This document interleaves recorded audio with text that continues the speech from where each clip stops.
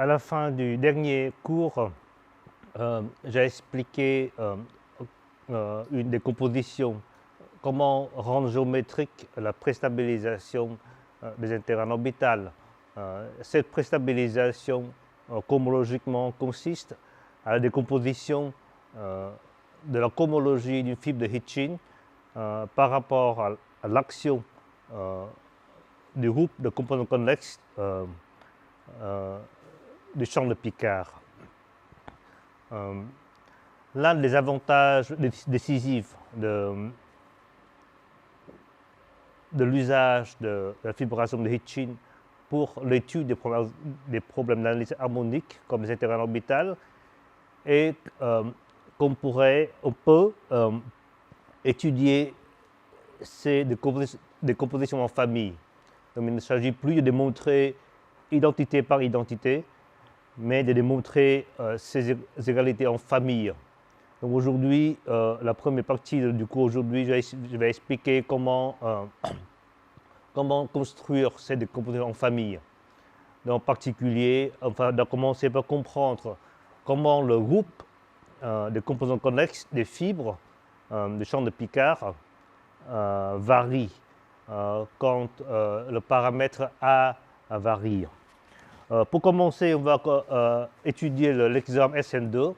C'est un exemple très simple mais particulièrement joli qu'on peut étudier complètement explicitement à l'aide de la géométrie de la courbe spectrale.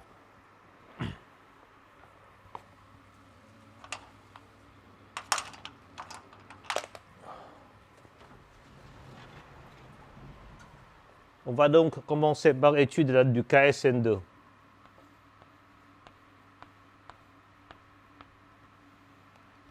Donc l'étude du faisceau Pi0 de P qui interpolant les groupes de composants connexes des fibres de P et de A. Donc, dans le cas SN2, un fibré de X, un SN2,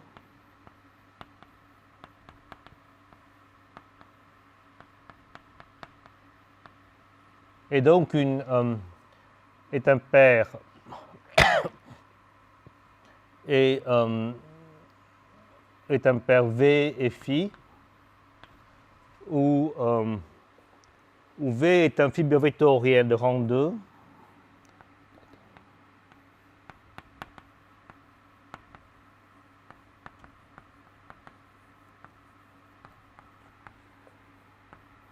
sur la courbe X qu'on a fixée, munie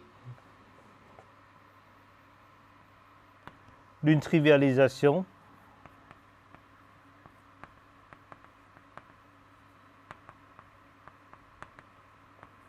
du déterminant. Donc, lambda 2 de V est isomorphe à O de X, donc l'isomorphisme étant donné. Et phi est un endomorphisme de V tordu par le fibre en droite L fixé. Donc N est un fibre en droite fixé.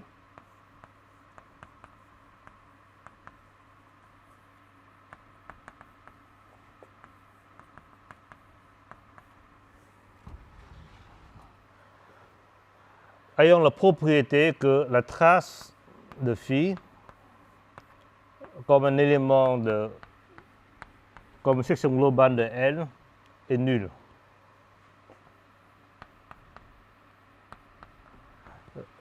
Cela correspond bien entendu au fait que l'algèbre de Lie de SN2 consiste en l'espace des matrices de 2 ayant une trace nulle.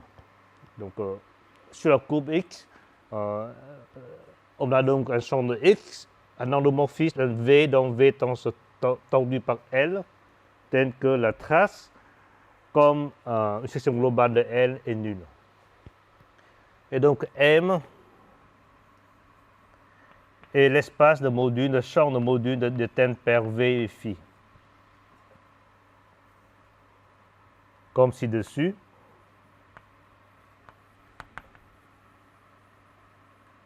On a un morphisme de Hitchin vers A Maintenant, c'est l'espace de section globale du carré de L.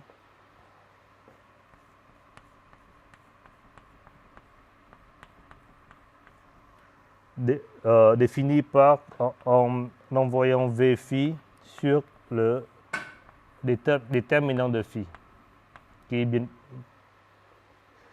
sera un endomorphique de lambda 2 de V dans lambda 2 de V tenseur N au carré. Donc, c'est ce qui fait, en fin de compte, un élément de section globale de N au carré. Alors, pour décrire les fibres de Hitchin, on a c'est un peu comme le cas GN2, on a la courbe spectrale. Donc, pour tout A dans A,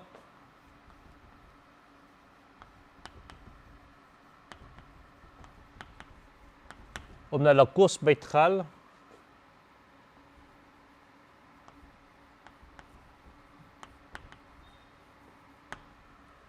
Y de A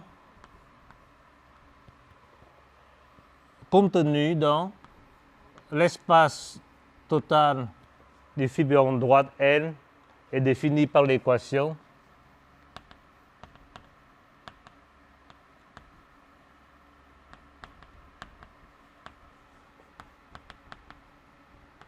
T au carré plus 1 égale à 0. Donc, je vais déjà expliquer ce que ça veut dire la variable T, la variable verticale du fibrone droite L. Je ne reviens pas dessus. Ceci doit être défini bien sûr par des coordonnées locales et qui se recollent bien. Et on remarque qu'on a une involution tau sur YA, une involution qui est définie par taux de t égale à moins t. Donc c'est une courbe symétrique par rapport à l'involution t sur moins t, t s'envoie sur moins t sur le fibrone droite L. Donc voici un petit dessin. Donc voici la courbe X. Donc voici le fibrone droite. Bien entendu, je ne peux dessiner que sur une coordonnée locale. Je ne peux pas dessiner le fibrone droite avec cette torsion. Donc, voici la section 0. Donc ici, c'est la coordonnée T. Et la courbe spectrale aurait cette tête.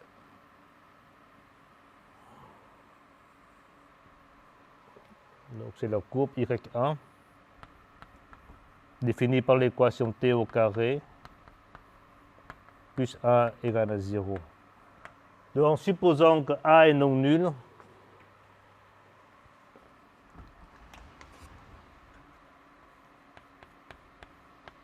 on a YA est réduite.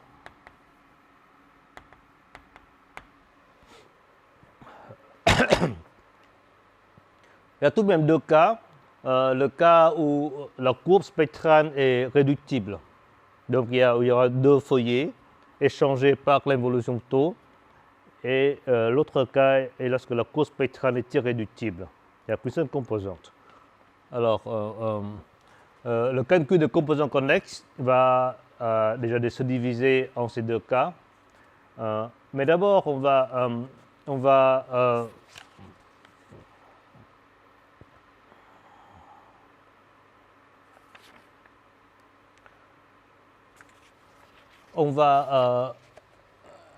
rappeler comment décrire le schéma en groupe J de A, défini dans les exposés précédents.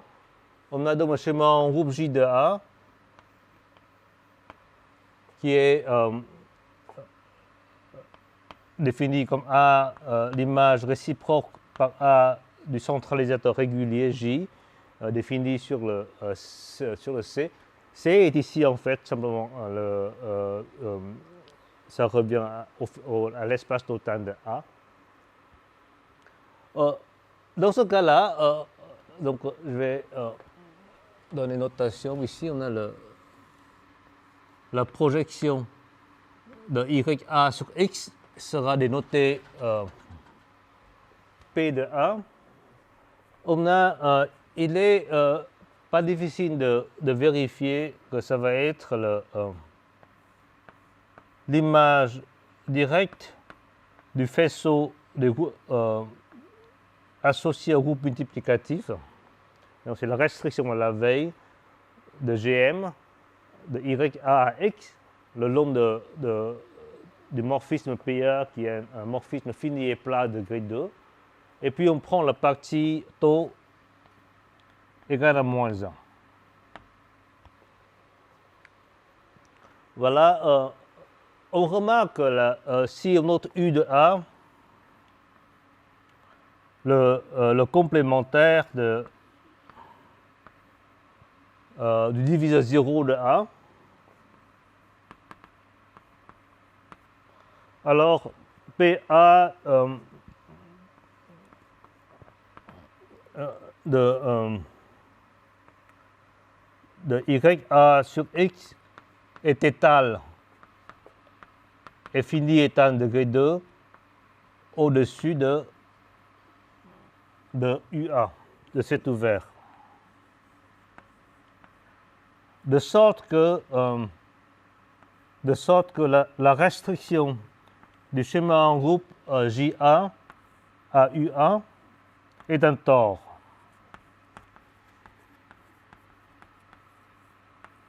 De dimension 1, de dimension relative 1. Alors, il y a deux cas, comme on a expliqué, que ce tore est déployé, donc est isomorphe à GM, lorsque la courbe XA, YA est réductible. Donc, on a donc deux cas. Donc, JA est un tore, JA sur UA est un tore déployé. Si Y1 est réductible, donc il y a deux composantes irréductibles.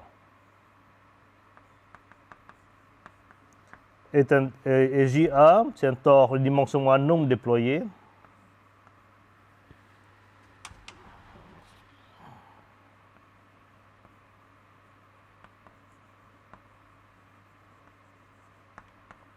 Si YA est irréductible.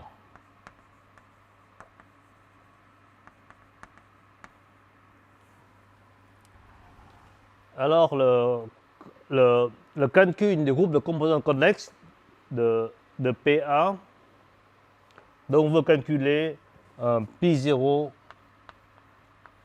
de P de A, où P de A est l'espèce des fibrés principaux sous le groupe J de A. Eh bien, en fait, comme on avait déjà mentionné, le calcul de ce groupe de composants connexes dépend de deux données. D'une part, c'est la monodromie générique, donc la monodromie de ce tore, restriction de JA à UA, et puis aussi les groupes de composants connexes des fibres de JA, et surtout la flèche entre les deux, la donnée locale et globale.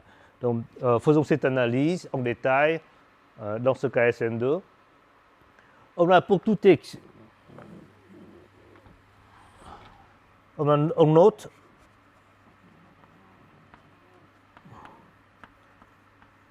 JA0 dans J1, le sous-schéma en groupe ouvert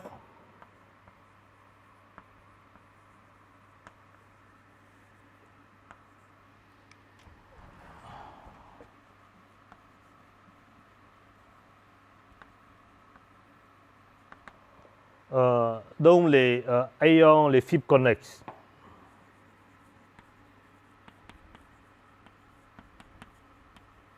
Donc, il s'agit simplement de supprimer les composants non neutres des fibres de J de A, et pas en termes de Grothendieck, on sait que c'est un sous-schéma en groupe ouvert de JA. Et d'après le calcul de Korteweg, comme on a déjà mentionné, le P0 P0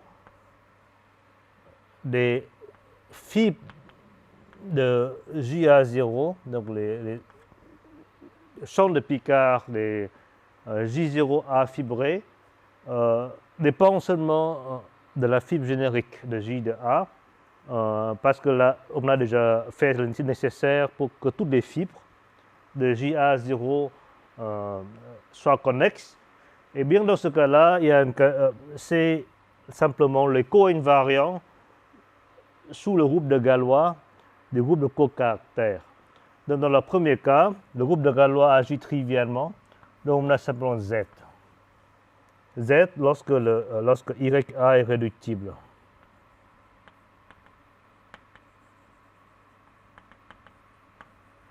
Et dans le second cas, lorsque YA est irréductible, donc le groupe de Galois agissant sur le groupe de cocaractères qui est Z dans le cas SN2, agit par A de moins A, par X de moins X.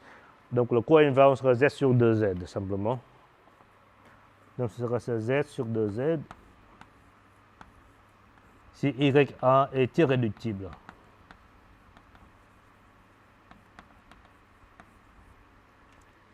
Voilà le calcul des groupes de composants connexes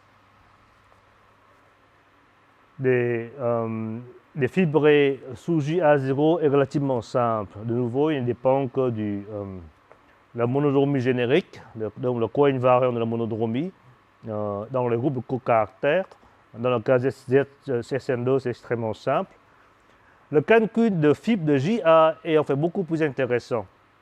Donc on voit ici un point X. On note que si X est dans... donc on travaille lorsque K est algébriquement clos d'abord. On calcule le groupe de composants connexes géométriques. Donc si X est un point dans le complémentaire, donc ici c'est un point X.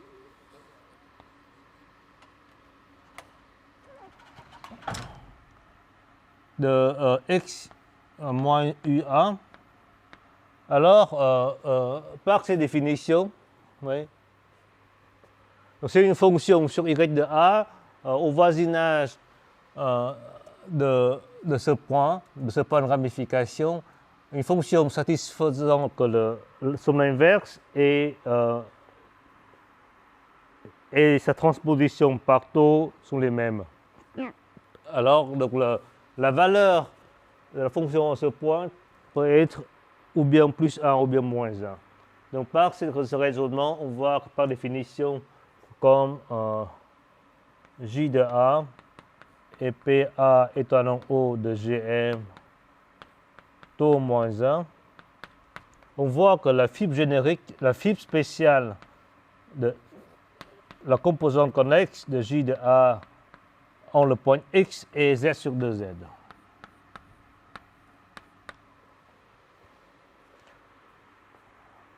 Donc, on a une suite exacte. Donc, on a une suite exacte de faisceaux.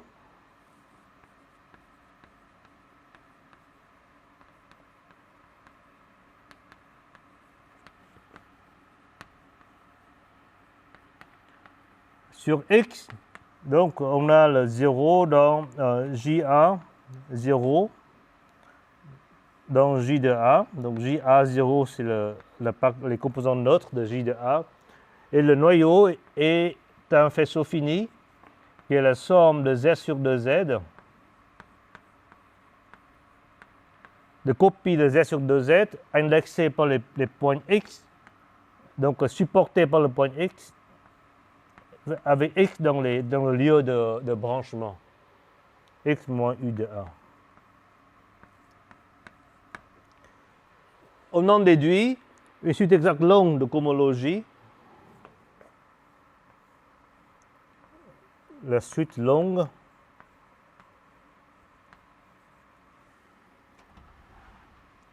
qui serait, je prends qu'à partir d'ici, on a donc on a une somme de X sur X dans le lieu de branchement, de copie de Z sur de Z. Donc ici, X veut dire le faisceau supporté par le point X. Ici, j'écris X simplement dire que c'est une copie qui est indexée par X. Donc il s'envoie dans pi0 de ceci, puis s'envoie dans pi0 de J de 1. Et il est facile de voir que le H1 de ce truc fini est 0, donc on a 0.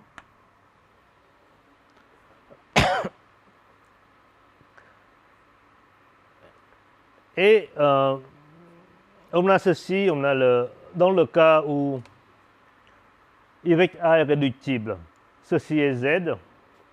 Ça, c'est des groupes torsion, donc les flèches sont forcément nulles. Dans ce cas, donc, si YA est réductible,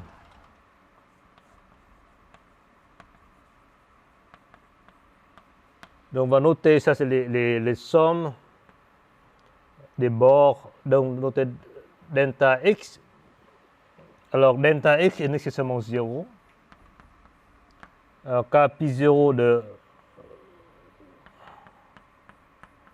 JA0 est 0, et Z, il y a un groupe abélien libre, il n'y a pas de flèche, un groupe torsion d'un groupe libre. Et on en déduit que dans ce cas, dans le cas réductible, le pi 0, pardon, ici c'est PA, ça c'est P de A, ici c'est les fibrés sous JA0. Je m'excuse pour la confusion. Comprendre la cohomologie, le H1 c'est des fibrés. Donc on a pi 0 de P1 et bien Z. Alors, le cas beaucoup plus intéressant, c'est le cas réductible. Dans ce cas-là, donc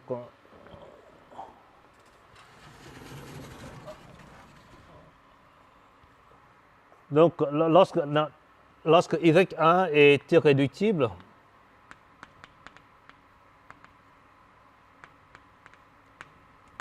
on voit que, comme on a déjà vu, que pi 0 de fibre de JA0 est Z sur 2Z. Du coup, on a une collection de flèches de Z sur 2Z dans Z sur 2Z. Donc, on a déduit que pi 0 de pi 1 est 0 si seulement si il existe au moins un point X, un point de branchement tel que la flèche du bord qui va de Z sur 2Z, la copie correspondant à X, dans le Z sur 2Z, qui correspond à la groupe de composants connexes de fibres de JA0, est non nulle. Cette flèche est non nulle.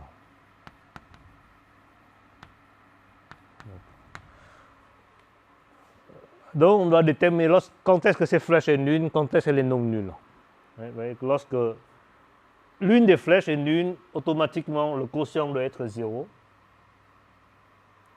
Donc, l'une des flèches est non nulle. Ça implique que l'une des flèches est non nulle, ça implique que le quotient doit être 0. Et lorsque le quotient est égal à Z sur 2Z, si toutes ces flèches sont nulles. Alors ici, un calcul explicite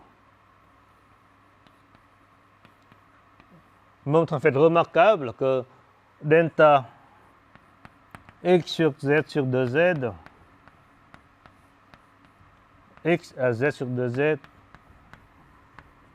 est nul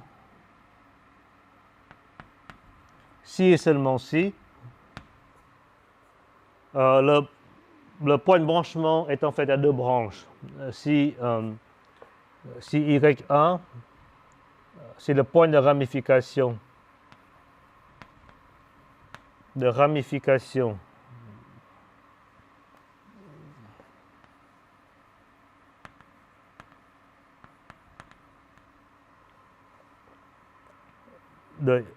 Y, de Y1 au-dessus de X a deux branches. Vous voyez qu'il y a deux possibilités, ou bien le point de ramification a une branche comme ici, ou bien il a deux branches comme ici. Alors, dans le cas une branche, la flèche est non nulle, la flèche du bord est non nulle. Dans le cas où il a deux branches, la flèche du bord est nulle. Donc, on a, en conclusion, on a deux cas. Donc, si YA est irréductible,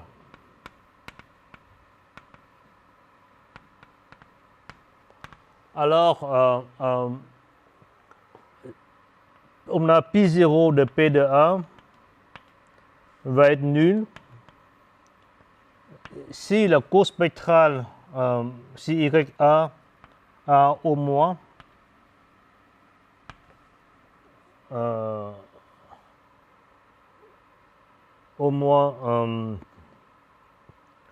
un point de ramification unibranche.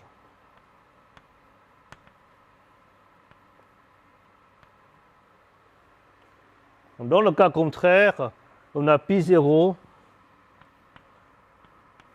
de P de A va être Z sur 2Z si seulement si tous les points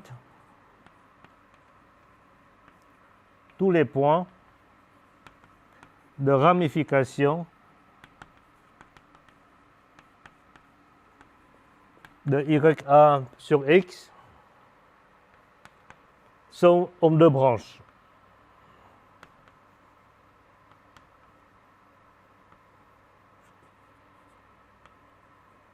Autrement dit, on sait que YA sur X est localement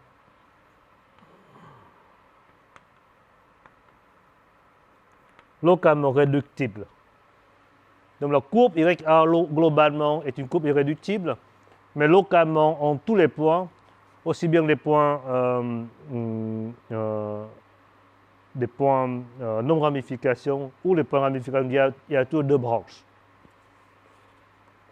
Donc c'est un résultat vraiment remarquable qui c'est un calcul relativement simple, mais qui nous détecte un lieu très spécial dans la base A, où le Pi0 de PA a un saut. Donc ici, vous voyez que lorsque génériquement, la courbe spectrale est irréductible. Donc au point de ramification, il y a une seule branche, de sorte que le Pi0 de PA est égal à 0.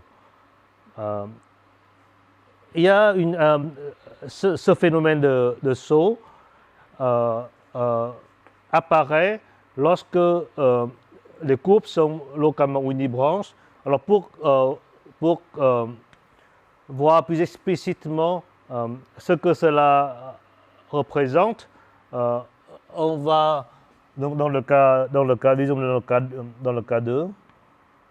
donc ici le cas 1, dans le cas 2, on considère YA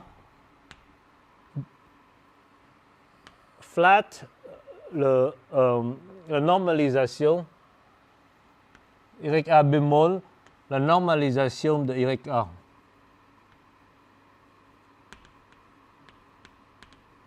Dans ce cas de revêtement de degré 2, l'effet de normalisation est très simple. Lorsque les courbes à deux branches, il va simplement séparer les deux branches. Donc dans le cas 2, ici YA dans le cas 2, YA flat, YA bémol est un revêtement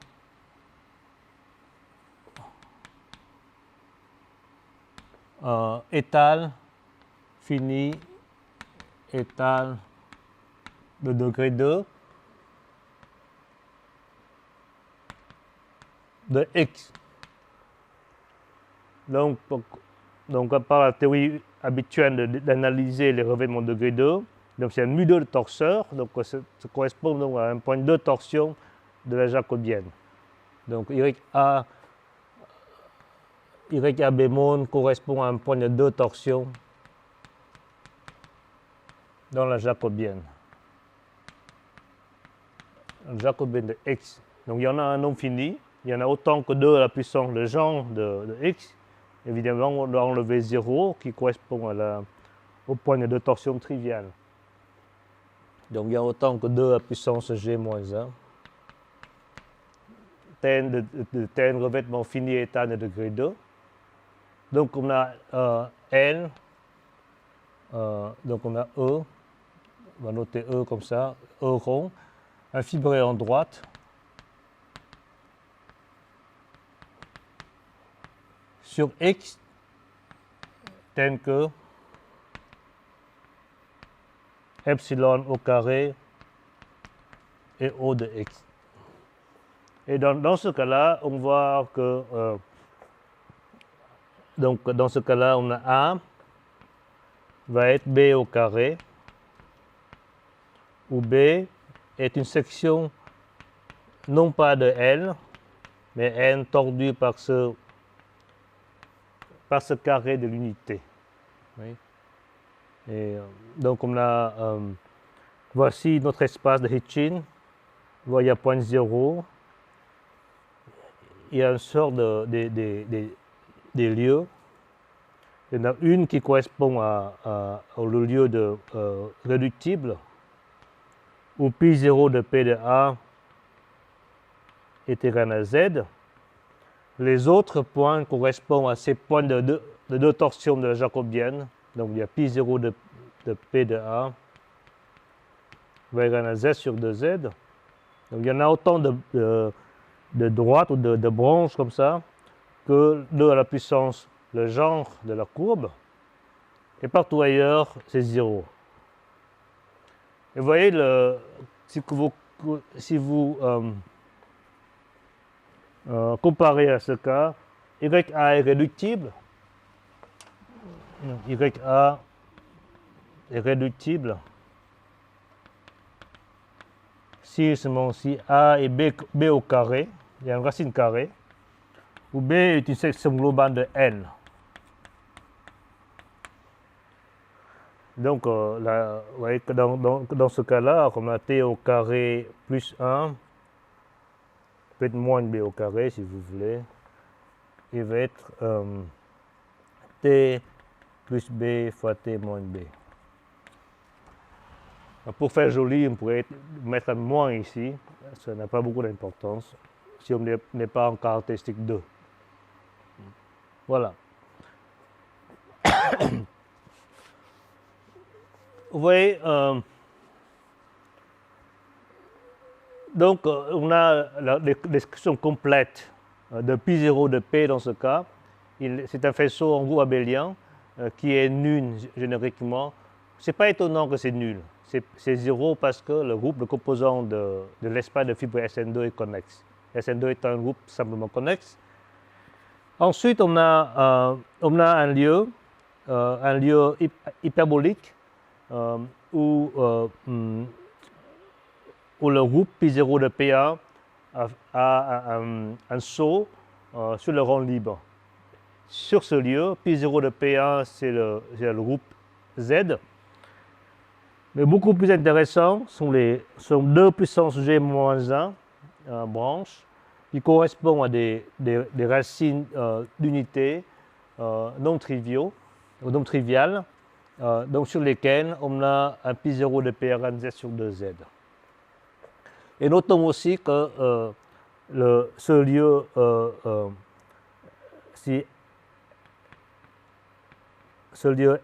où E et E est un OX, ça correspond au lieu groupe de Levy,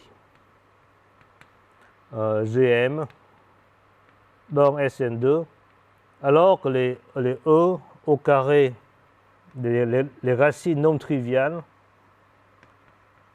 de OX correspondent donc à des groupes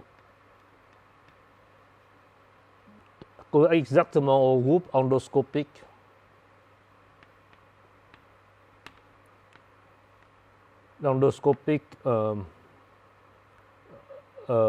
non ramifié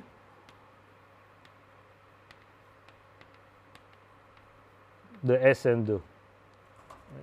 Les groupes endoscopiques étant une notion qui vient de théorie de Langlance avec des formules des traces, etc., qui était en quelque sorte absente du point de vue des géomètres qui étudient la fibre de Hitchin.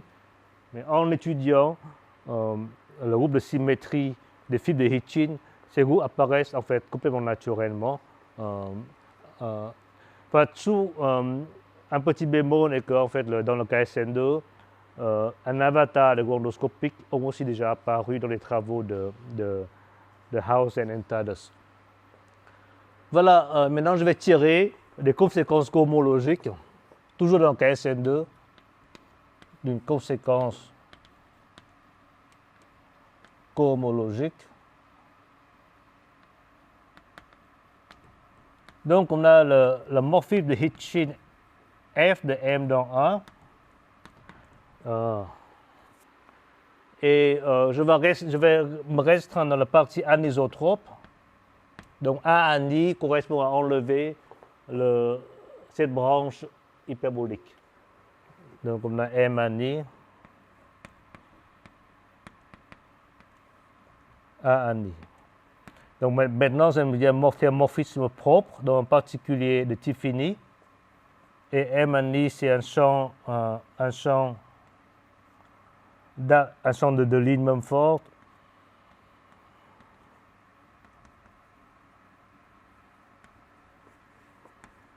Lisse. Et dans ce cas-là, je peux considérer l'image directe du faisceau constant L-adique sur M ani au sens de catégorie dérivée. Et comme si on est dans une situation vraiment favorable, on a un morphisme propre dont la source est une variété lisse, on peut appliquer les termes de composition. Donc on a la somme directe en tel faisceau pervers. Je vais rappeler les faisceaux pervers plus tard, mais pour l'instant on va les prendre de façon un peu légère. Donc, tout ce qu'on a besoin, c'est une décomposition en des objets qui sont, au lieu d'être des faisceaux habituels, ou des faisceaux pervers. D'autant que décomposition n'est pas canonique. Donc il y a moins I. Et l'axiome de P agit là-dessus. On a l'axiome de P, le champ de Picard agit dessus. Et comme c'est des objets dans une catégorie abélienne, l'axiome de P se factorise. Donc ça c'est un point essentiel. Se factorise par pi0 de P. Alors ici on a calculé complètement le pi0 de P sur la partie anisotropique. On a pi0 de P est un quotient de Z sur 2Z, donc sur A ani. On a Z sur 2Z, le faisceau constant Z sur 2Z s'envoyant sur pi0 de P. C'est un morphisme surjectif de faisceau et pi0 de P est non nul si seulement si A, la fibre de pi0 de P en A est non nul si A est un B au carré, moins B au carré, où B est une section globale de X, n tend sur epsilon, où ce epsilon est une racine carrée de l'unité, racine carrée non triviale. Pas le calcul ci-dessus. Donc en tout cas, ça nous donne une axiome de Z sur 2Z agissant sur la cohomologie perverse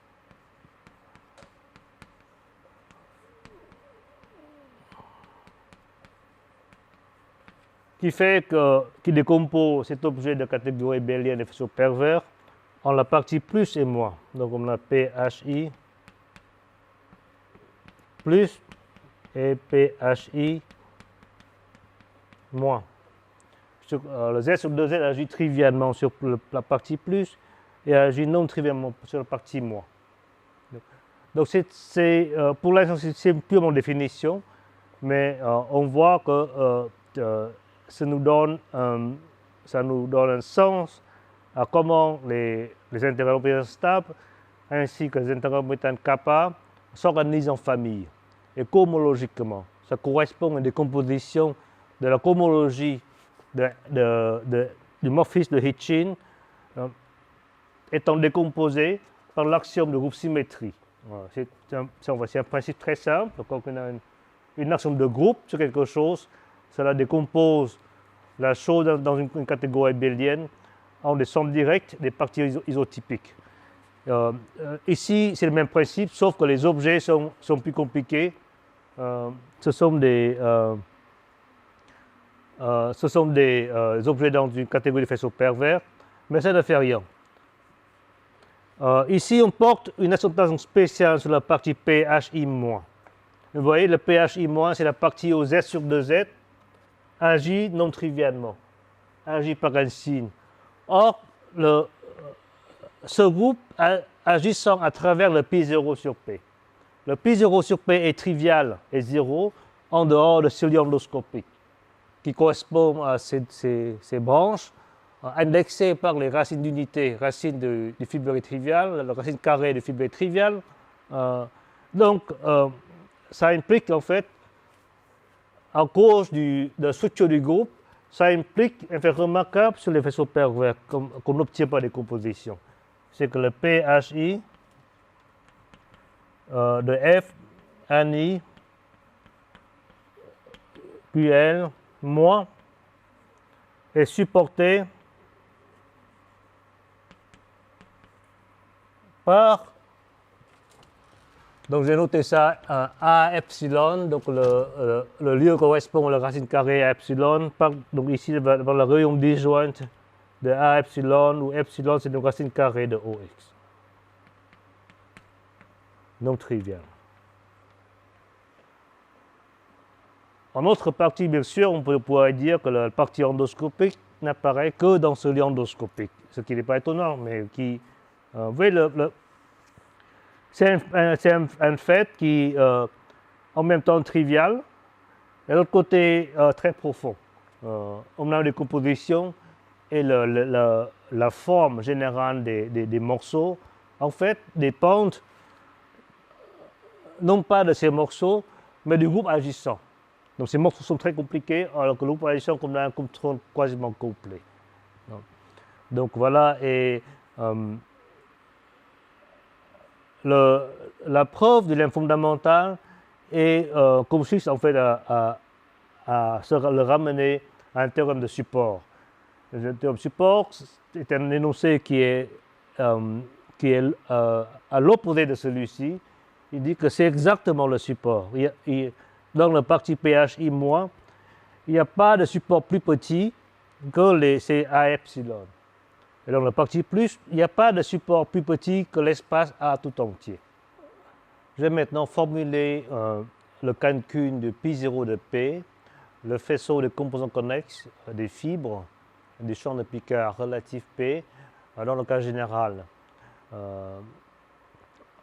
Donc ce calcul est basé sur deux choses.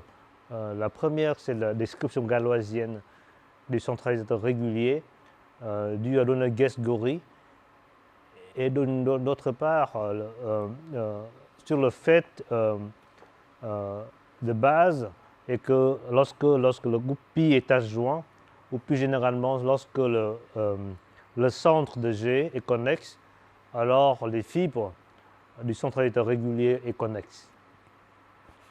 Donc je vais rappeler d'abord la description galoisienne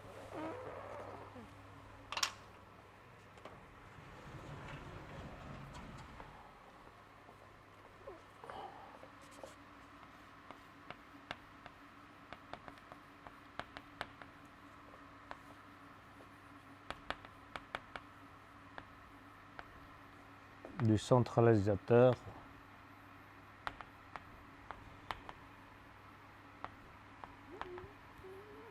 Guégulier, qui est un résultat dû à Donaghy et Grosgary.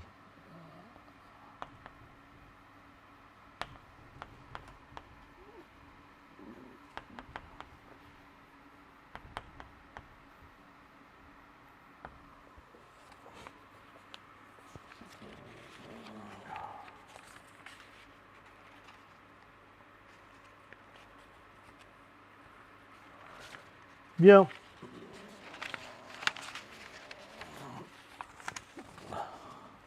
On rappelle que on a par définition sur l'algèbre de l'IG de G, on a le centralisateur I. Si on restreint à l'ouvert des éléments réguliers de G,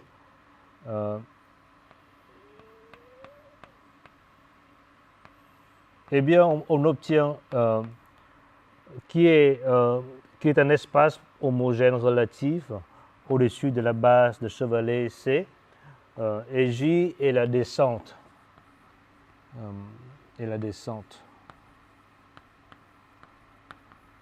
G équivariante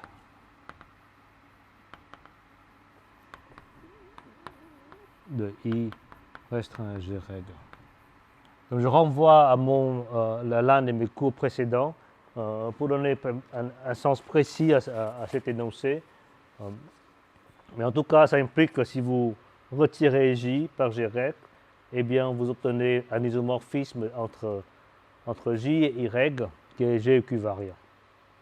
Et maintenant, on va exploiter une autre structure de T. Donc vous voyez par le terme de Chevalley, on a C qui est G divisé par G en tant que quotient dans la théorie des invariants, est aussi T divisé par W, donc qui est donc un quotient invariant de l'ensemble de groupe de Weil sur l'algèbre de Lie du tore T, donc qui est l'algèbre de Cartan de G. Et donc on a ce morphisme pi de T. Donc le but est de décrire J en utilisant ce revêtement.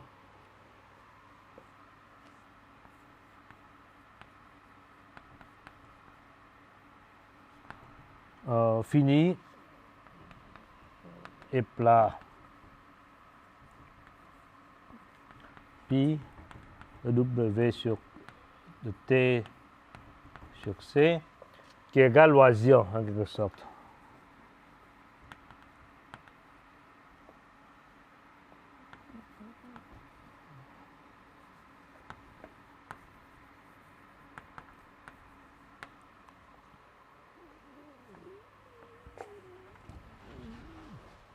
En fait, il se trouve que on peut prendre au-dessus de T fois T, on a le T fois T, c'est le tore constant. On considère le tore constant sur T, donc de fibre grand T.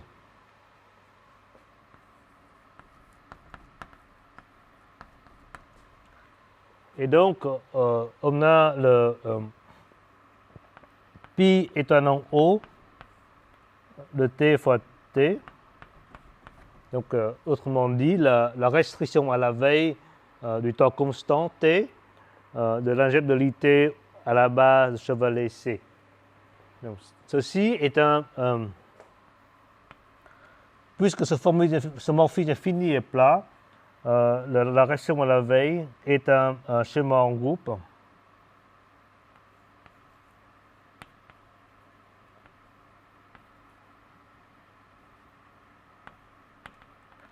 Lisse et commutatif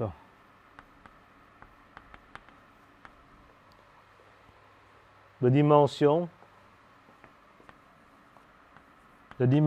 relative égale au rang de T fois l'ordre du groupe de W, qui est le degré du revêtement de T à C. On note que W agit sur cette restriction de la veille par l'action diagonale.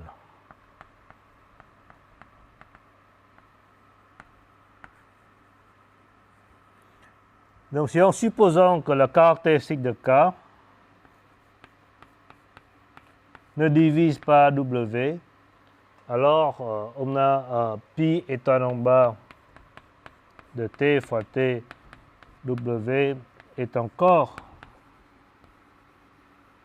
un schéma en groupe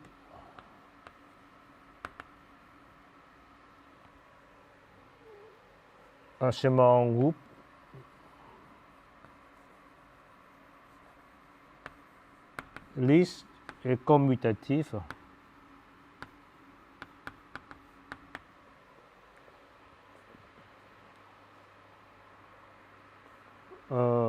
sur la base C, sur C. Donc ça, c'est presque, donc, en quelque sorte, ça, c'est la descente galoisienne du temps constant T sur T. Ce groupe, en quelque sorte, qu'on va appeler J1, est très proche de J, du centromètre régulier. C'est pour ça qu'on parle de l'expression galoisienne du centromètre régulier J, parce qu'il se rapproche à un autre schéma en groupe J1 qui s'obtient par la descente galoisienne. Donc la proposition est ici, et qu'il existe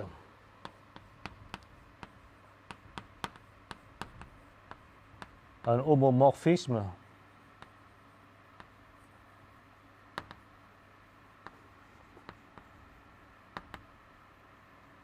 de schéma en groupe de J dans J de 1 qui est une immersion ouverte.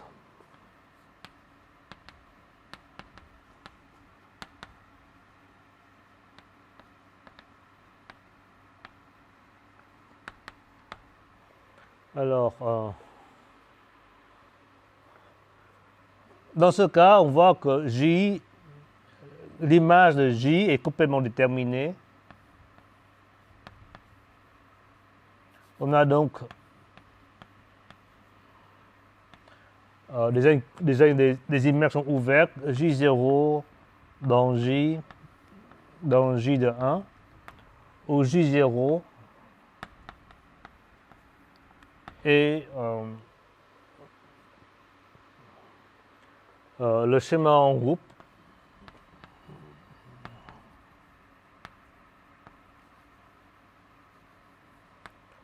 des composantes connexes, des composantes neutres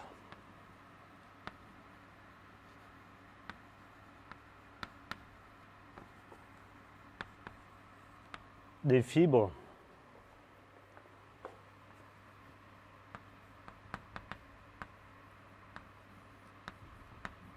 de J de 1.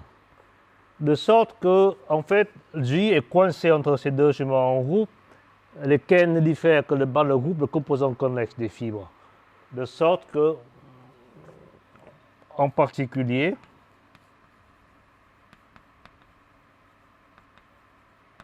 J est complètement déterminé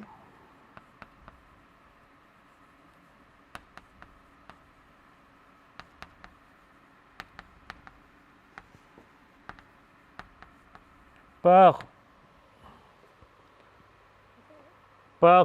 l'image de pi0 de J par l'image de dans pi0 de J de 1. Donc voici, on a un faisceau fini, et à l'intérieur sous-faisceau fini qui correspond à des composantes qui sont bien dans J. Et du fait que J contient la composante neutre, implique que J est complètement déterminé par ce sous-faisceau.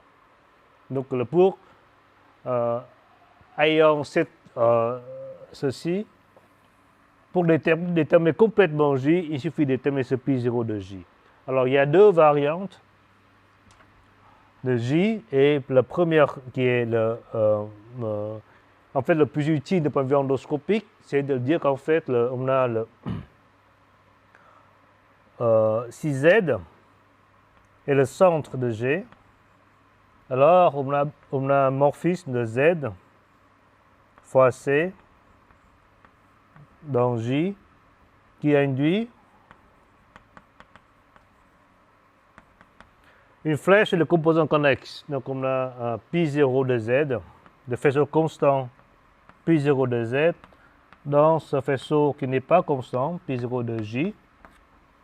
Et on a que l'image, que alors pi0 de J est exactement l'image de pi0 de Z dans pi0 de J. Donc qui essentiellement dit que lorsque Z est connexe, Z est trivial ou connexe, alors J est égal à J0.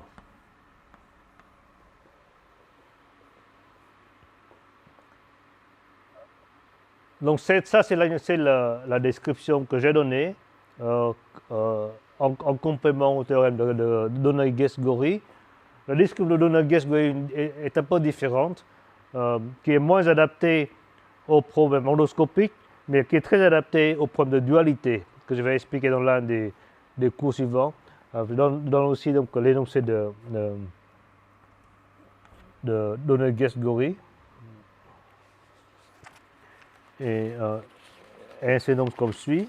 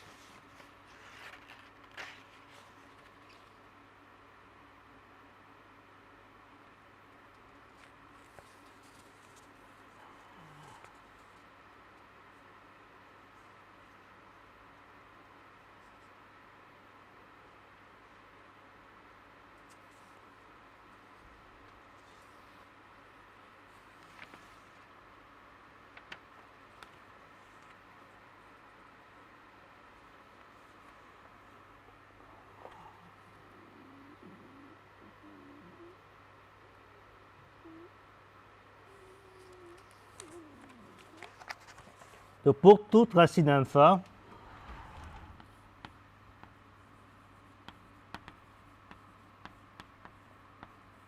et H alpha dans T, l'hyperplan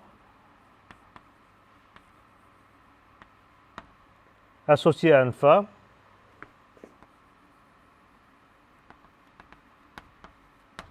alors en fait tous ces schémas en groupe sont lisses, donc normales affines, sont affines.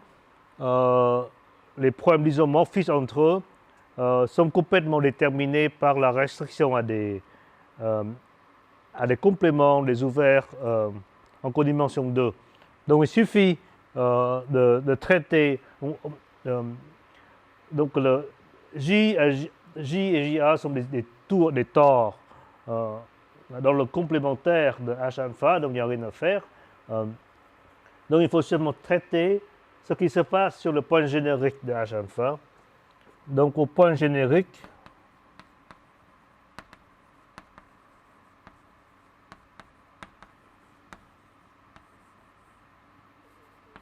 H alpha de l'espace H alpha, le co-ker, le co-noyau de pi0 à J dans pi0 de J de 1 est la même chose que le noyau de la coracine, donc de Gm dans T. Donc c'est une formulation qui est légèrement différente de celle de Donegas-Gori, mais que je trouve plus commode. Voilà. Pour démontrer cet énoncé, la démonstration de cet énoncé se repose sur le théorème de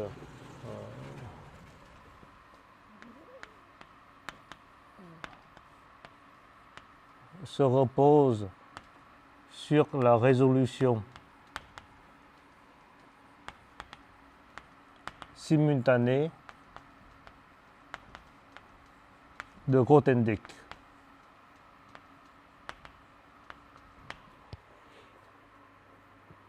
On a donc que je rappelle maintenant, qu'on a le schéma G tilde, donc la résolution simultanée de G, consiste en des paires X et B, où X est un élément dans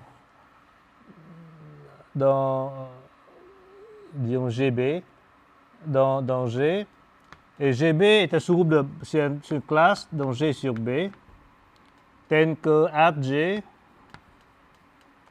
moins 1 est dans de X et dans l'algèbre de Lie de B. Donc on a un morphisme de G tilde vers G qui est consistamment à l'oubli du sous-groupe de Borel. Donc on a le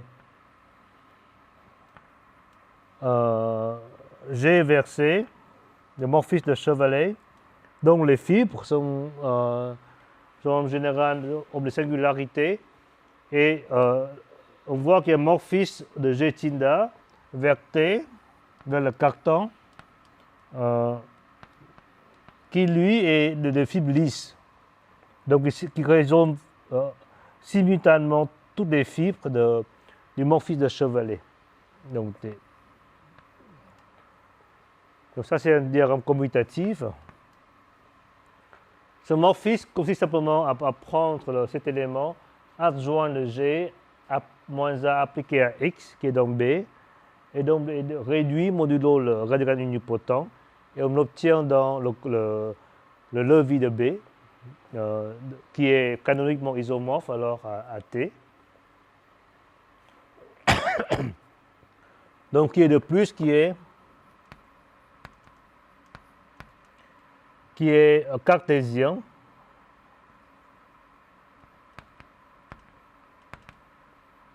au-dessus de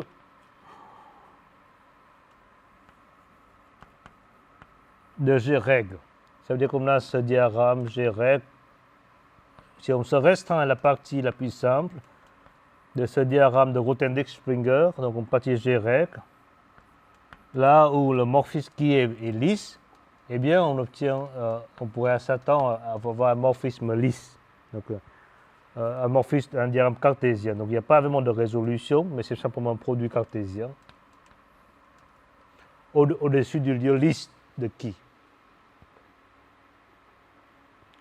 Donc, comme vous voyez, pour définir l'isomorphisme de J dans J de 1, dans ce J de 1, qui est pi étant en bas de T fois T, W, ça revient vraiment par adjonction, à construire un morphisme de pi tilde de J dans T fois T, qui est W invariant, équivariant.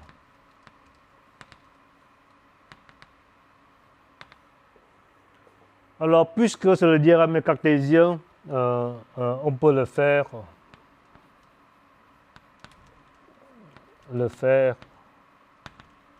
au-dessus de G tilde règle. Donc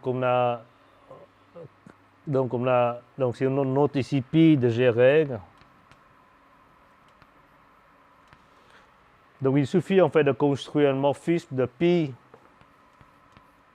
de G règle étant en haut de I règle, qui est la même chose que l'image réciproque de J dans T. Donc, faisons-le au niveau d'un point de G. Donc, on a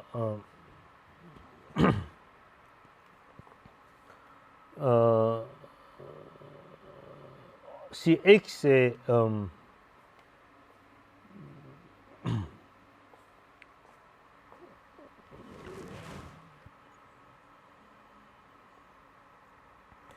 et dans G régulier semi-simple, et donc on a la alors I de X est un tore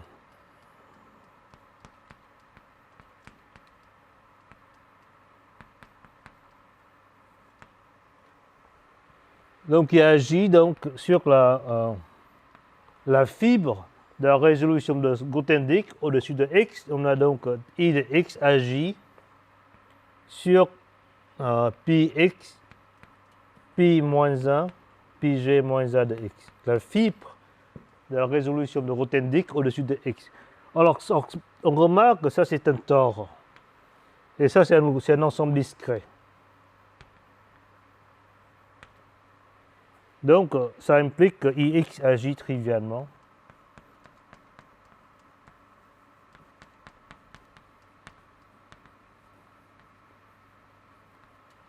Bon, sur tes ensembles discrets.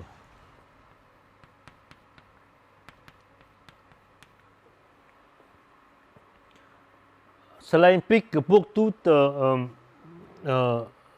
X et G, dans GB, dans G tin d'Areg, donc on a X avec X régulier semi-simple, on a donc G-1, at G-1 de X est dans l'I de B.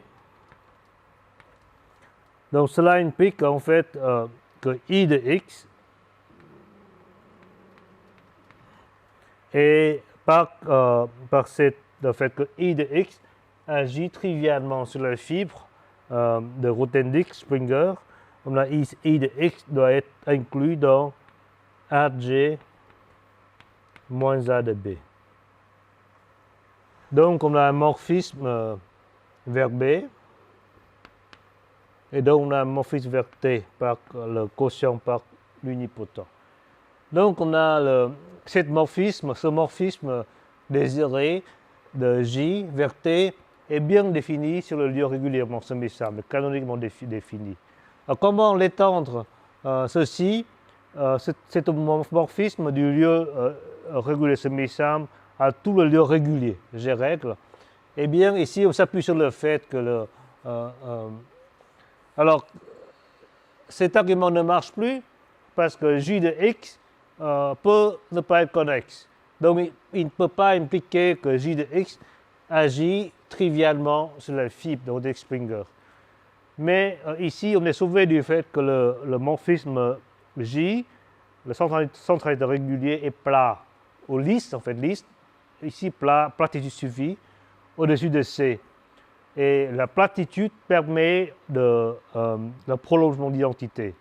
Le fait que I de X agit trivialement sur les fibres de la résolution de Grothendieck-Springer sur G régulier semi-simple implique il en est de même pour tout X de G régulier. Donc j'écris ici du fait que I reg sur G reg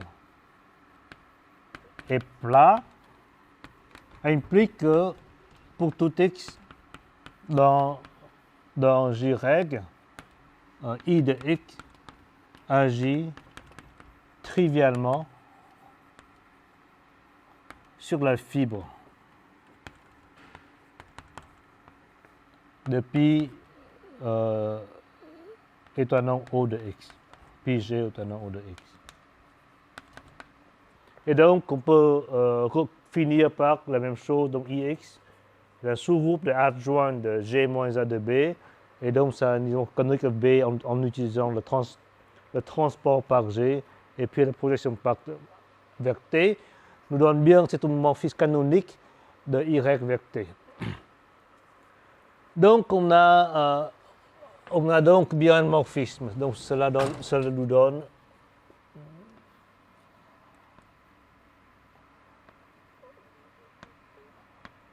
un morphisme, un homomorphisme.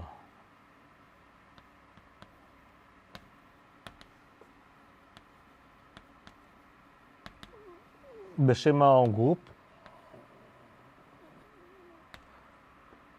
J vers J1 sur C, qui est un isomorphisme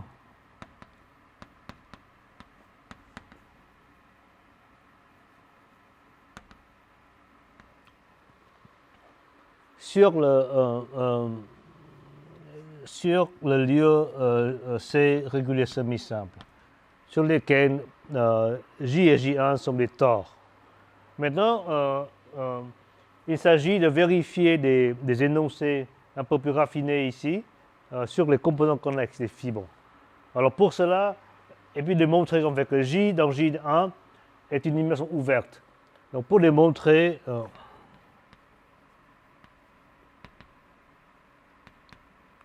que J dans J1 est une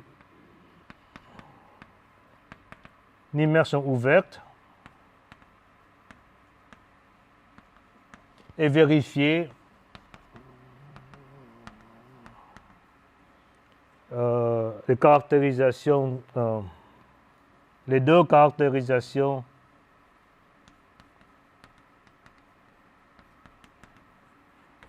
des groupes de composants connexes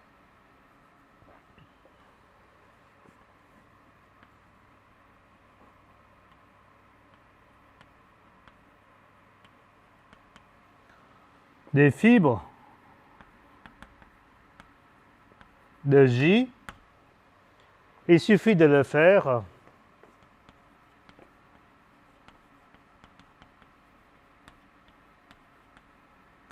dans un voisinage étal, dans un voisinage Zariski en fait, de le faire dans un voisinage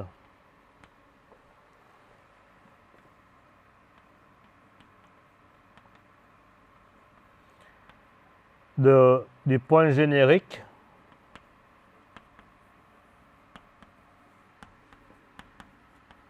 H alpha de l'hyperplan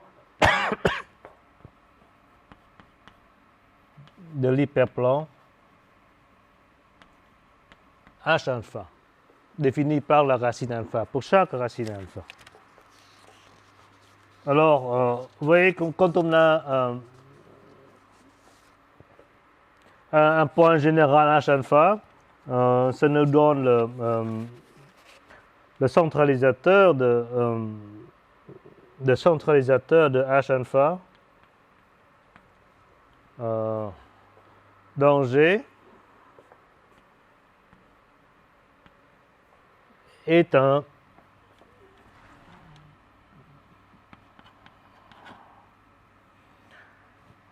sous-groupe, est un groupe de rang semi-simple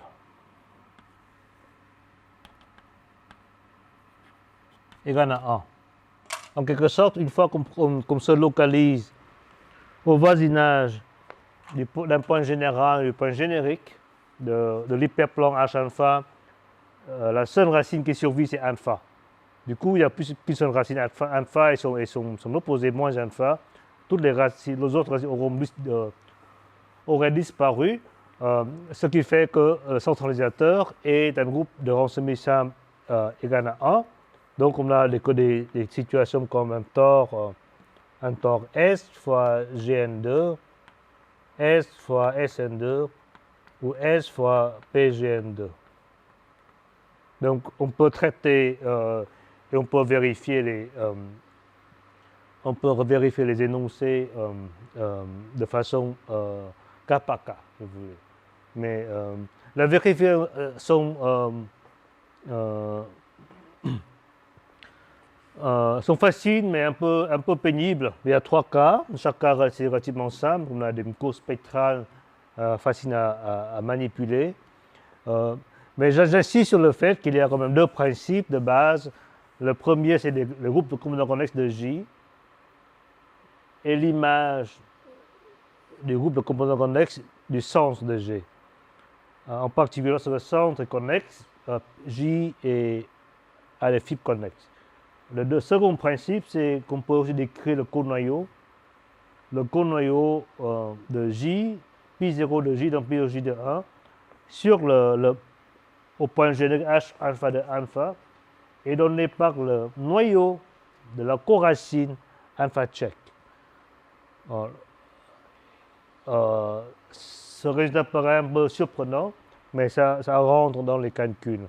En fait, lorsque vous faites ce calcul-là, si vous essayez de faire ce calcul sans diviser k par k, c'est bien le résultat qu'on aurait obtenu. Et puis, je répète que la première description est très adaptée pour les calculs endoscopiques, alors que la seconde description est parfaitement adaptée pour un terme de dualité, qui fait un échange entre le groupe de G et son dual, et fait un échange entre les racines et les coracines. Nous voyons une description complète du centralisateur régulier par des centres galoisiennes. On peut maintenant énoncer la description complète en fait du faisceau des groupes de composants connexes des fibres des champs de Picard.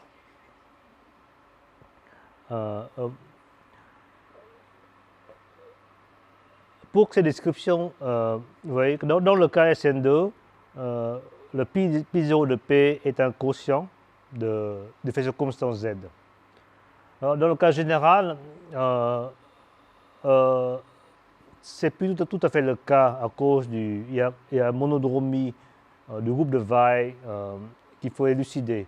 Alors, cette monodromie n'est pas très importante en fait pour la suite. Et ce qu'on va faire, c'est qu'on va donner une rigidification pour s'en débarrasser d'emblée. Avec cette rigidification, on pourrait écrire complètement la description de pi0 de P. Donc cette rigidification consiste simplement à considérer les fibres de X paraboliques.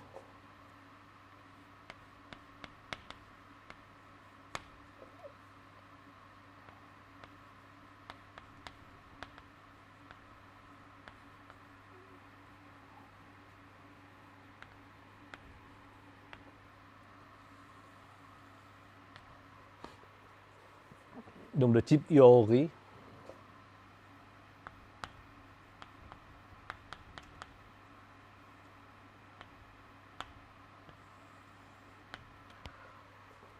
Donc on a notre courbe X. On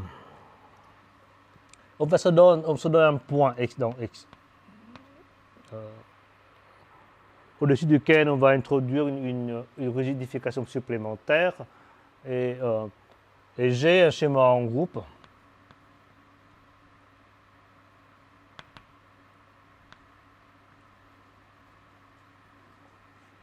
Réductif sur X. C'est un schéma en groupe lisse de type fini, donc toutes les fibres sont des groupes réductifs connexes. Donc au point X, donc supposons qu'on est sur un corrigement clos pour simplifier.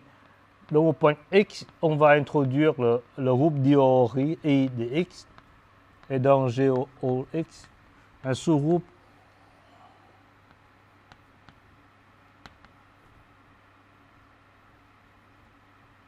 d'Iori.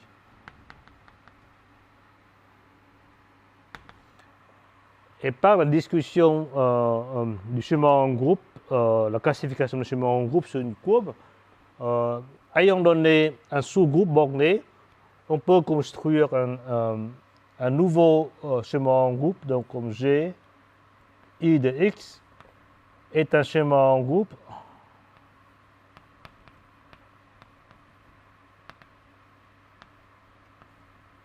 qui est liste, définie sur X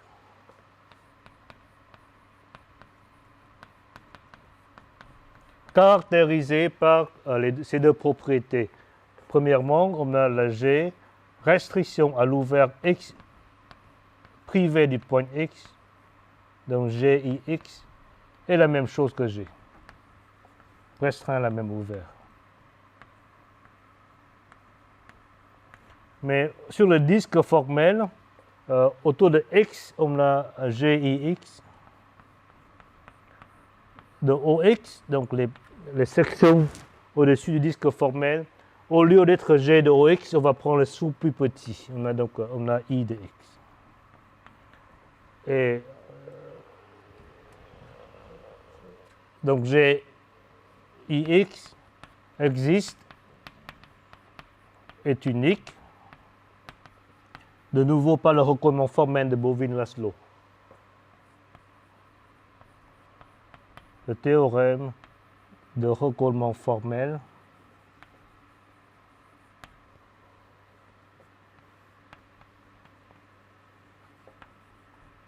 de Bovin et Laszlo.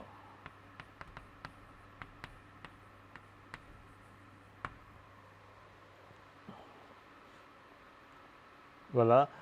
Et on va maintenant considérer l'espace des M de GIX. Donc les fibrés de X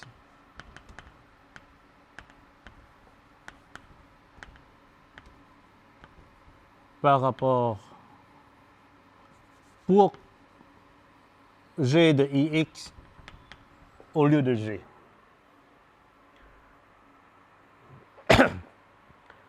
Il s'agit simplement en fait de, dans le cas GLN par exemple, un GLN fibre de X sera un fibre vectoriel de grand N muni d'un endomorphisme de V dans V tenseur avec L.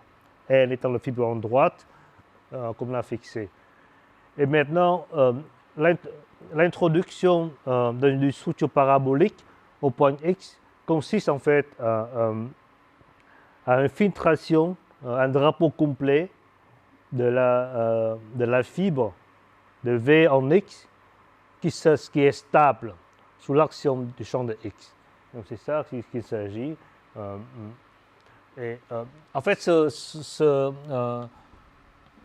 champ est très commode. Il était était introduit pour la première fois dans mon travail avec Gérard Lomont, dans le cas de groupe unitaire. Il était aussi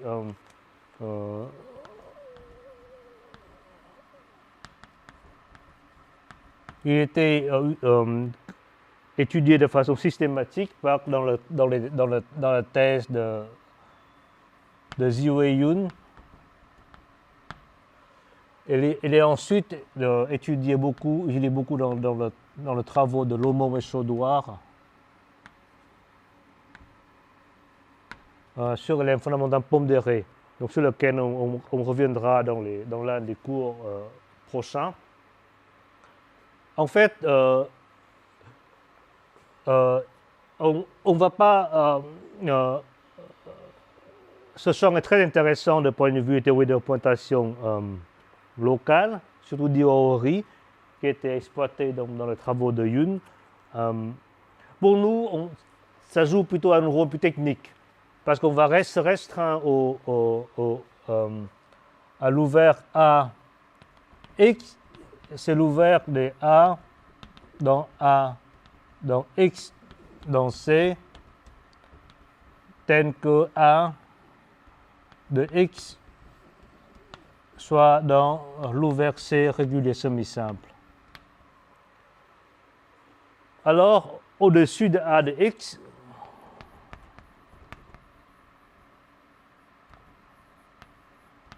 à X, donc avec cette combinaison supplémentaire, on a MG de X.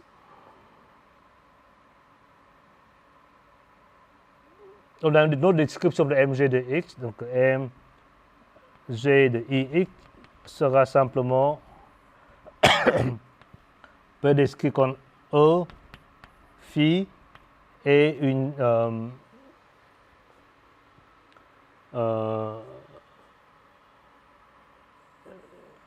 autre donnée qu'on va noter H, qu'on va noter H, où E est un G fibré, un G fibré sur X, phi est une section globale de H0 du fibré adjoint de E tordu par L, tel que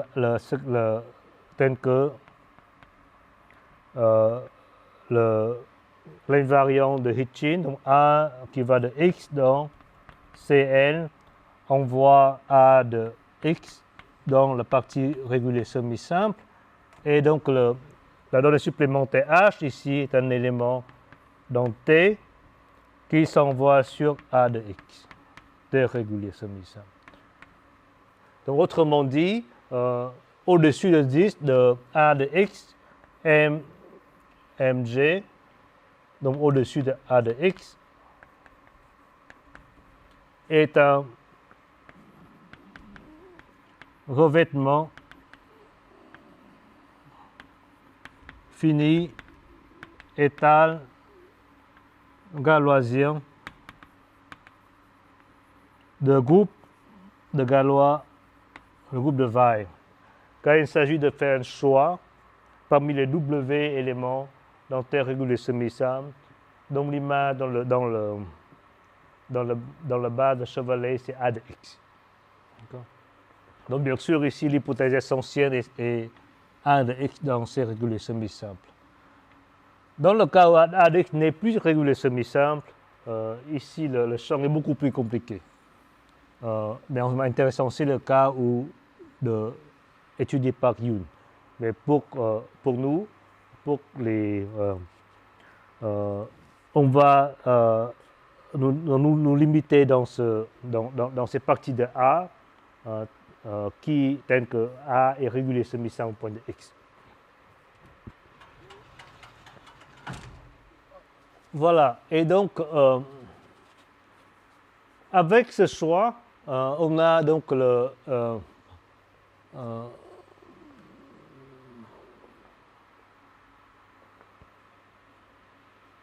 on a un morphisme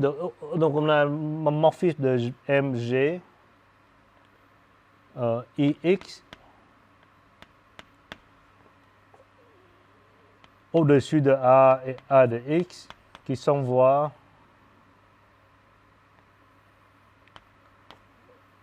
vers A tilde de X qui s'envoie vers A X.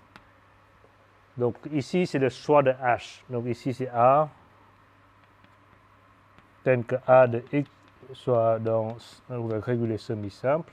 Ici on est donc un paire A et H tel que H est dans T régulier semi-simple et H est au-dessus de ce A de X. Et ceci c'est un revêtement fini et étal galoisien de groupe de Galois W.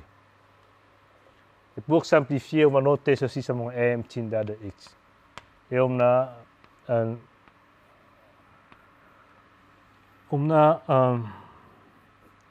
un diagramme cartésien comme suit. Donc,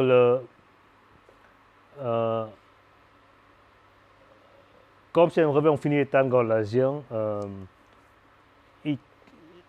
on ne perd pas grand-chose de tirer en arrière vers ce revêtement et d'étudier ici. Maintenant, on remarque que si on a un H dans A tilde de X, alors la fibre de J, on a un isomorphisme canonique.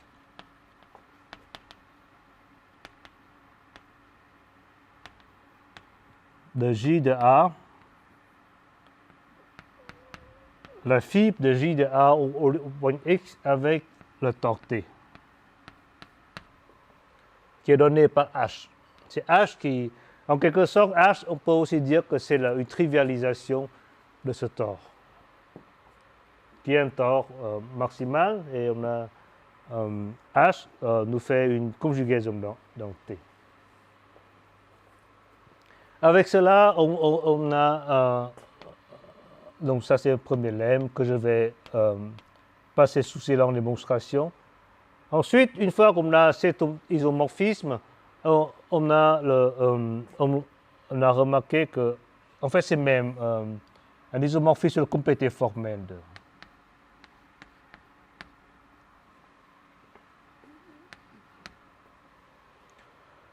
Et donc, on a ça implique qu'on a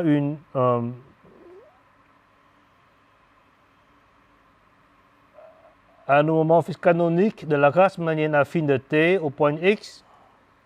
Donc les points, c'est T de Fx divisé par T de Ox vers le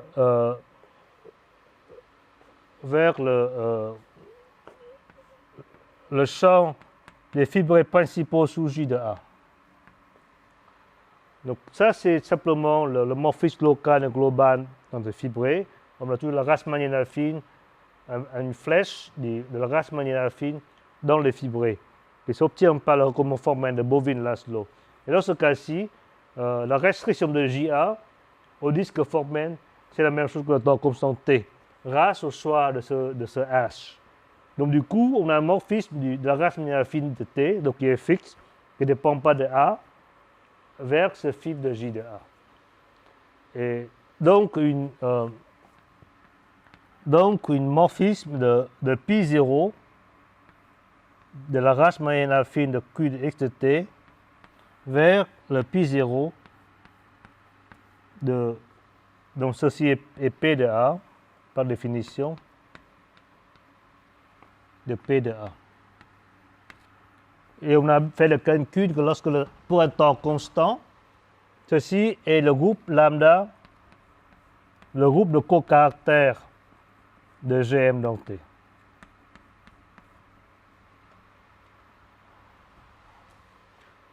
Voilà. Et donc, on a je vais énoncer le théorème.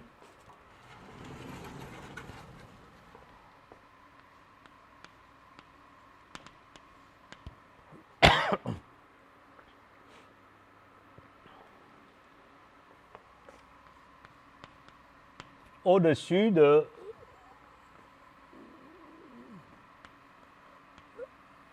l'ouvert étal à tilde x de A. Donc c'est l'ouvert qui consiste à demander que la valeur de A au point x est régulier semi-simple. Et en plus, on choisit un relèvement dans le cartan. Donc c'est relèvement fini étal en galoisien sur un ouvert de Zariski de A. On a un morphisme, un homomorphisme surjectif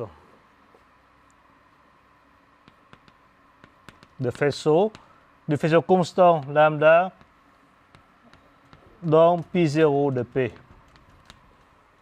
Donc les flèches qui ont été définies point par point s'organisent en morphisme de faisceau et qui est surjectif.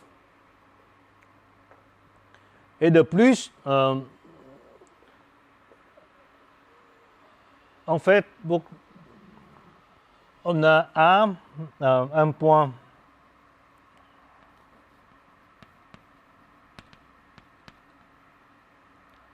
donc pour tout, comment décrire ce quotient? Donc ça c'est un quotient, le groupe constant on a déjà fait une avancée, le faisceau qui est au début, un peu encore un peu mouvant, à cause de la monodromie, W monodromie. On l'a tué cette monodromie en passant par en se restreignant à cet ouvert étal, et maintenant il est rigide. On a un homomorphisme canonique d'un groupe constant vers ce faisceau. Maintenant, il s'agit de déterminer point par point quel serait le quotient de lambda, qui est la fibre de pi0 de P. Alors, pour énoncer, on va faire les deux cas. Donc si G, si le centre de G est connexe, donc, donc en particulier si G est adjoint, donc rappelons-nous ça implique que J a des fibres connexes.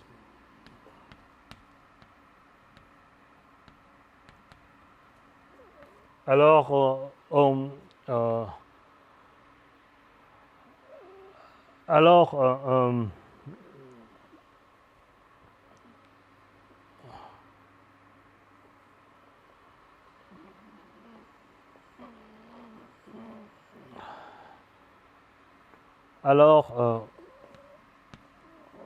pour tout,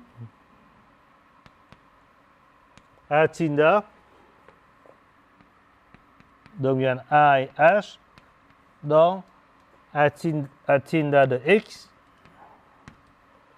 on a Pi0 de P, s'identifie canoniquement au quotient au sub-invariant de lambda par rapport par un sous-groupe W, sous un groupe, ce qu'on va noter sigma A tilde, où sigma A tilde est le sous-groupe W défini comme suit. On prend défini comme suit.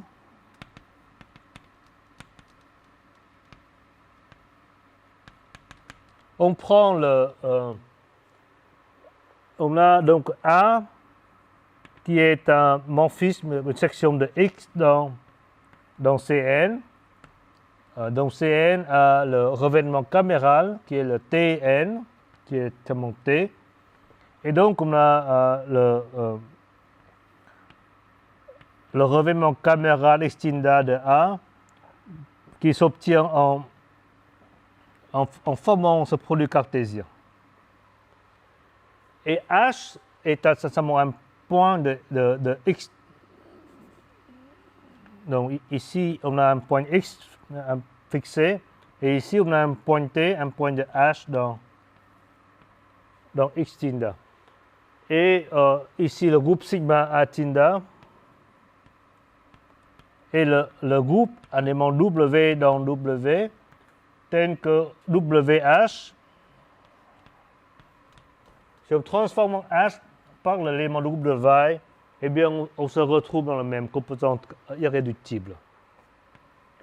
Et H sont dans la même composante irréductible.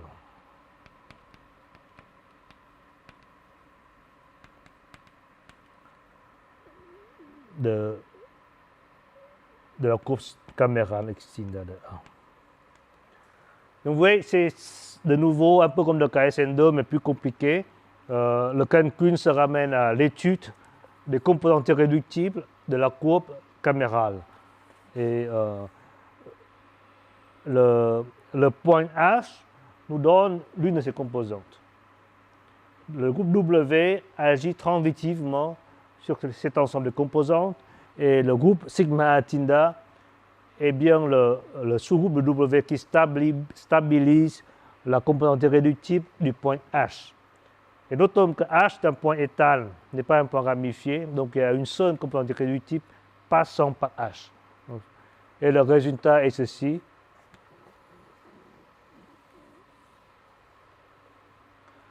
Donc ça c'est le résultat dans le cas adjoint dans lequel le groupe J a des fibres connexes.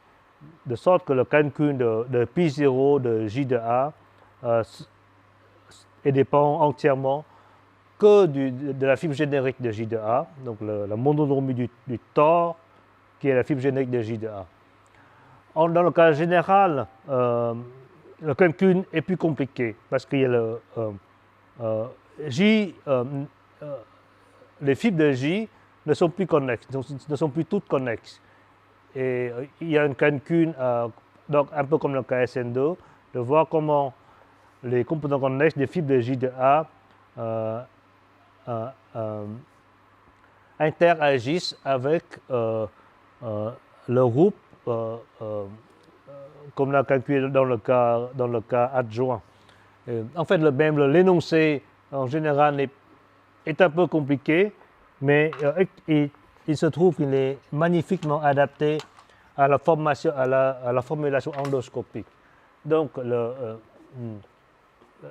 deuxième point, on dit qu'en général, alors au lieu de décrire directement ce groupe, on va décrire son dual.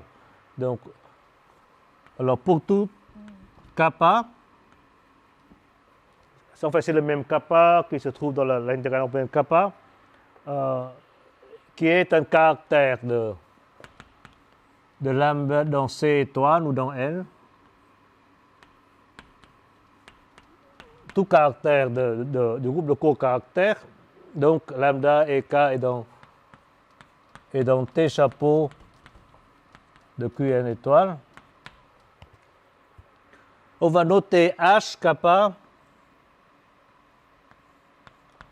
le groupe des composantes neutres du centralisateur, donc T chapeau et donc G chapeau, de ceci. Le composant neutre de G chapeau kappa. Alors, on a un groupe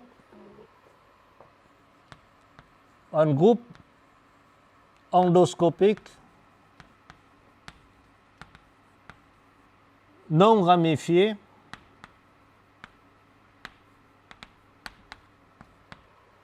et la donnée d'un kappa est la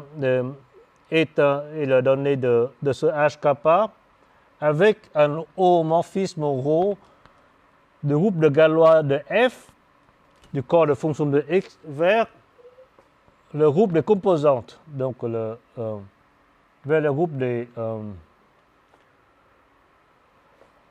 G chapeau de kappa sur G chapeau 0 de kappa. Et non ramifié si ça se factorise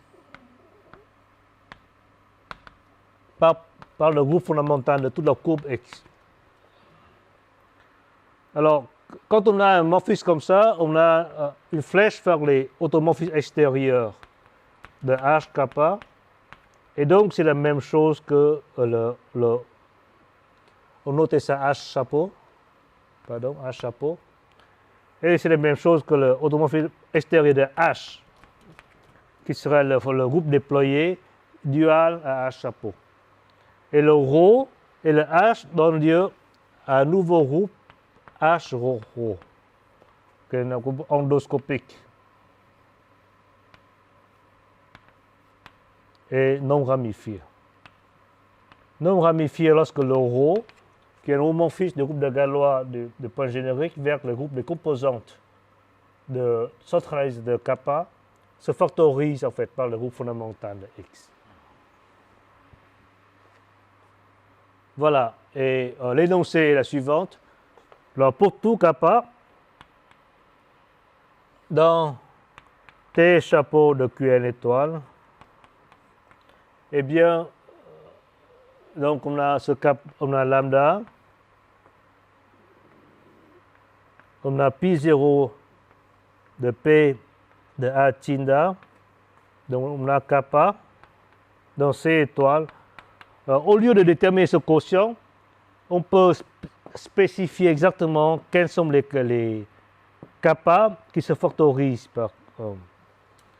Alors kappa se factorise par. Alors kappa se factorise par ce quotient pi 0 de PA tilde, si et seulement si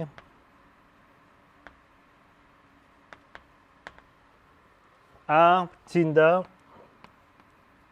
est dans l'image de l'un des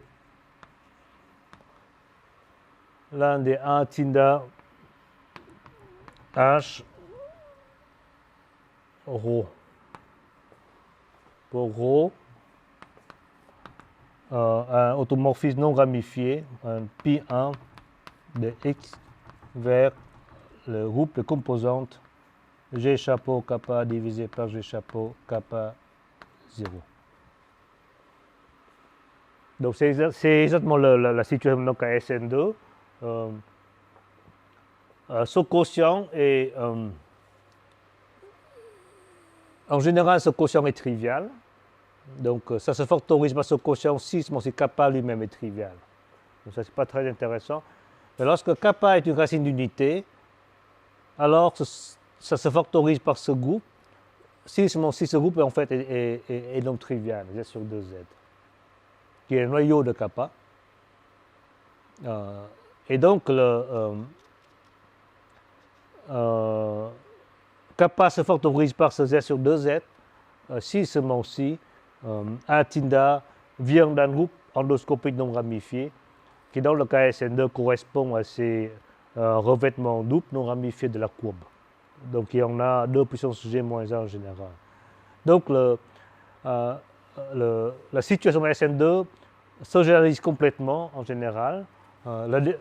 Pour résumer, je peux dire que la description de ce groupe de composants connexes est très agréable et aussi évidente qu'on pourrait imaginer dans le cas où G est adjoint, dans le cas où le centralisateur régulier a des fibres connexes. En général, en fait, il est un peu compliqué d'écrire ce groupe lui-même. En revanche, il ne peut pas définir les sommes duales. On peut dire quelles sont les sommes duales. Ce sera les homomorphismes de caractère de lambda qui se factorisent par ce groupe. Eh bien, ça se factorise par ce groupe si et seulement si A se trouve dans l'image de l'un de ces groupes endoscopiques non ramifiés. Voilà. Je ne vais pas démontrer ce théorème. Le démonstration donc adjoint est seulement le calcul du groupe centralisateur régulier. Dans le cas général, ça se ramène au cas adjoint, au cas où le centre est connexe, par un procédé assez habituel en théorie des groupes. Il se trouve juste que le calcul final, le résultat final sera très agréable.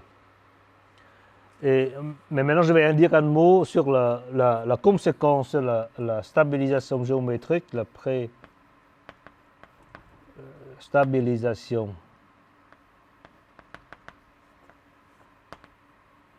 géométrique.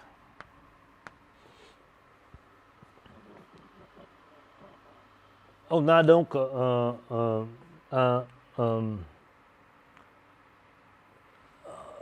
on a donc F ani qui est dans M ani s'envoyant sur A ani.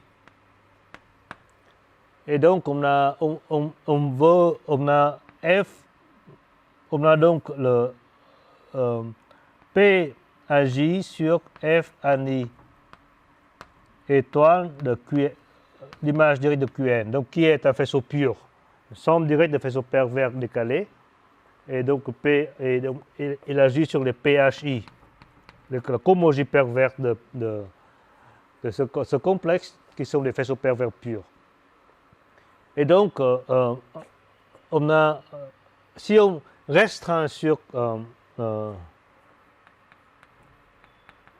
notons ceci K pour simplifier, si on restreint à A ani tilde de x, donc avec le sens évident, on suppose que A est régulier semi-simple au point x et on choisit un élément du cartan qui s'envoie sur A de x.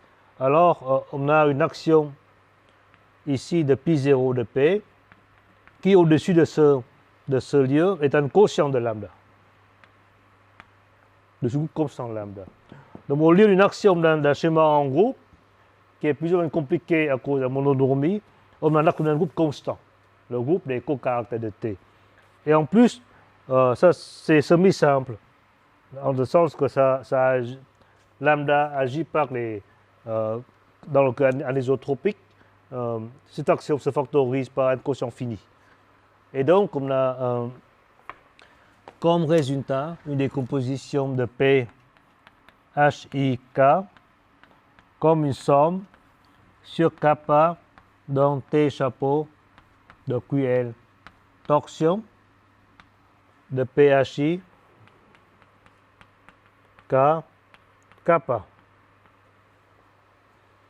Et de plus, on sait que ceci est supporté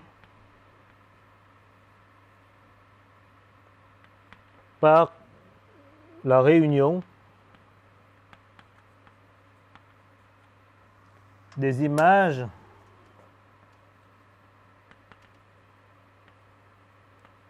des AH rho, AH kappa rho, définis comme ci-dessus. Donc ces morceaux avec kappa nombre trivial sont supportés par les ensembles beaucoup plus petits que l'espace que la base de Hitchi tout entier. Un peu comme le dessin SN2, comme l'a fait au début. Sauf que maintenant, ces lieux sont indexés par les... Il y en a beaucoup plus. Donc, de point de vue théorie des groupes, il y a beaucoup de groupes endoscopiques que dans le cas SN2. De nouveau, vous voyez, dans le cas où G est adjoint, G chapeau est simplement connexe, donc ce quotient est trivial. Il n'y a pas d'axiome galoisienne. Tous les groupes endoscopiques sont automatiquement déployés. Donc ces lieux sont simplement classifiés par les données dépendant des racines et coracines. Alors que dans le cas général, quand le centre G n'est pas trivial, il y a un bout galoisien qui s'intervient. Donc il y en a beaucoup plus de composantes. Un peu dans le cas SN2, on a autant que 2 puissance G moins 1 composantes. Voilà, donc c'est la fin du cours aujourd'hui. Donc ceci, c'est ce que je vais appeler des composantes endoscopiques de la cohomologie de la film de Hitchin. Et on pourra décrire très précisément ces composants endoscopiques dans les leçons suivantes grâce au théorème de support. En particulier dans le cas le plus simple, parce que kappa égale à 1, on a la composante stable, la composante stable des composants endoscopiques. Alors, essentiellement, modulo des techniques, on peut démontrer que la partie stable est complètement déterminée par la cohomologie de la fibre générique de film de Hitchin. Donc, les fibres spéciales de fibres de Hitchin sont peut-être très compliquées, mais la partie stable de sa cohomologie est complètement déterminée par la cohomologie de la fibre générique. Merci.